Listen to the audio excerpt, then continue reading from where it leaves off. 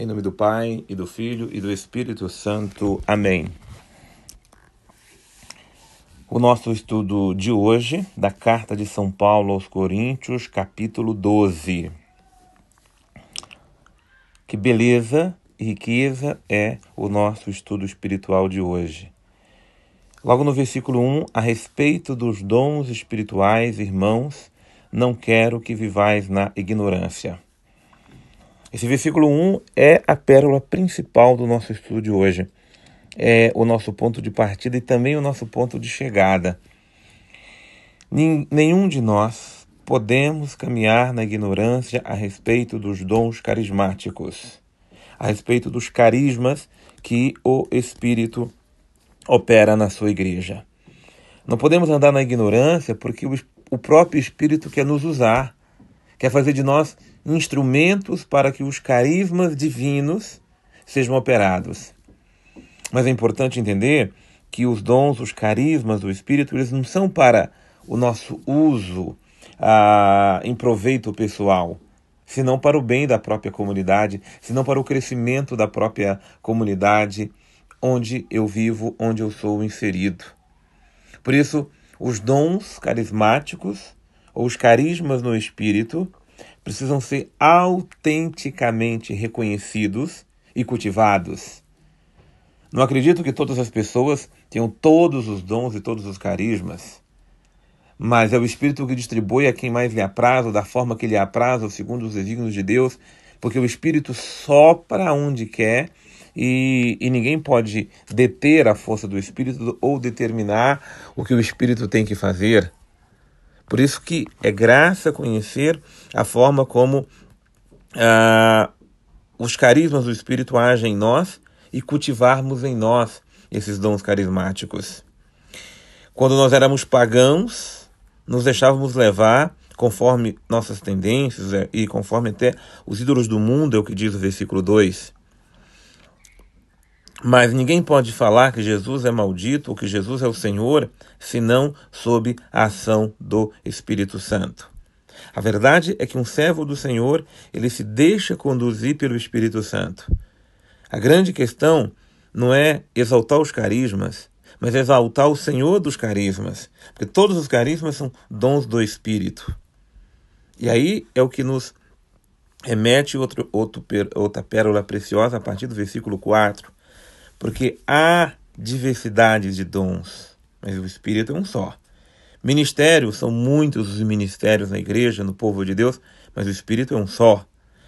Como também as diversas operações, trabalhos, mas é o mesmo Deus que opera tudo isso em nós. Por isso o Espírito nos dá a manifestação da graça para o proveito comum.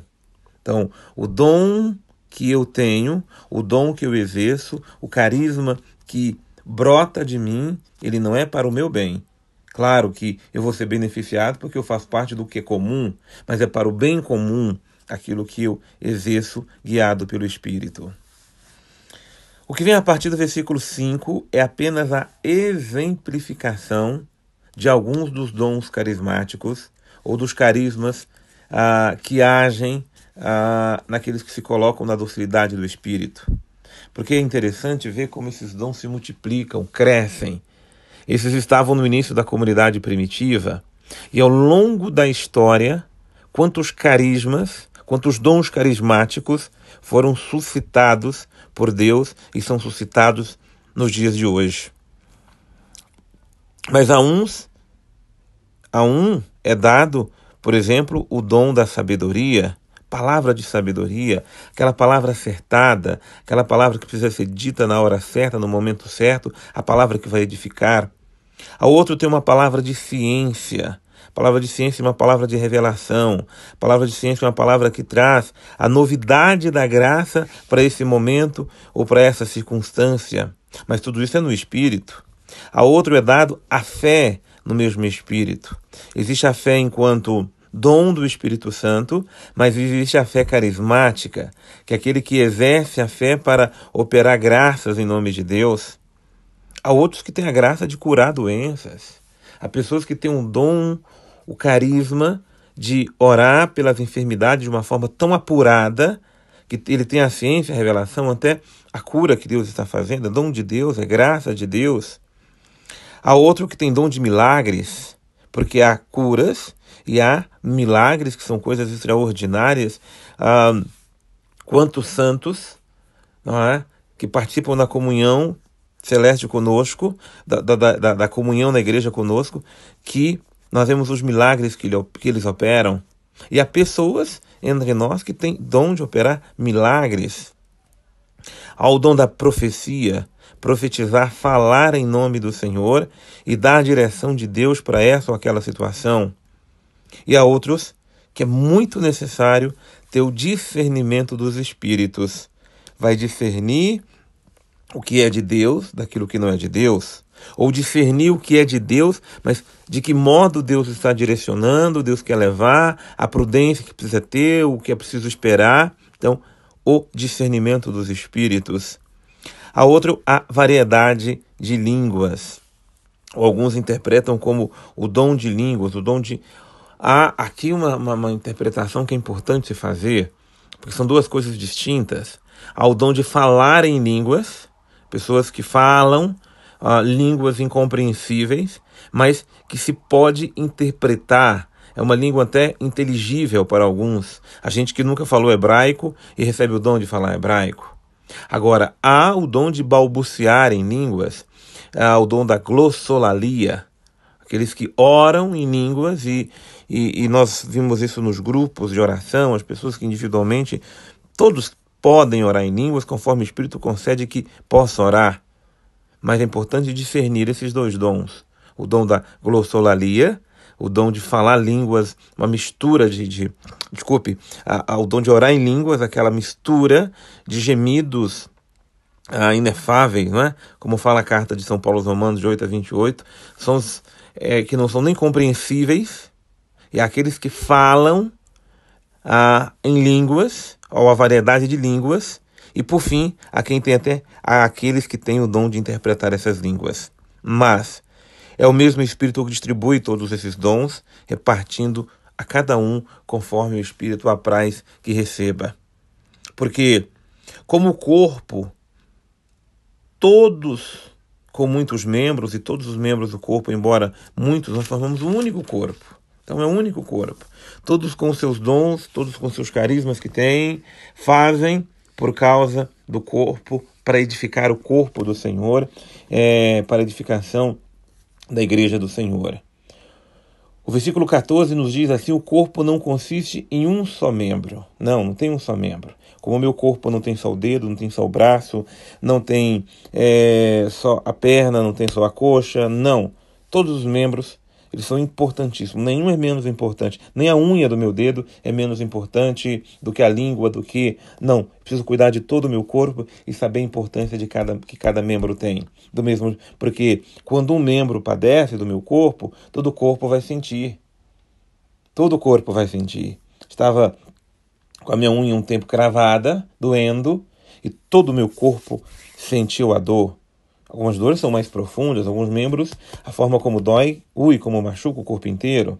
Por isso que cada membro é importante, nenhum membro é menos importante, nenhum membro deve ser desconsiderado no corpo e nenhum dom deve ser desprezado nesse corpo que é o corpo do Senhor.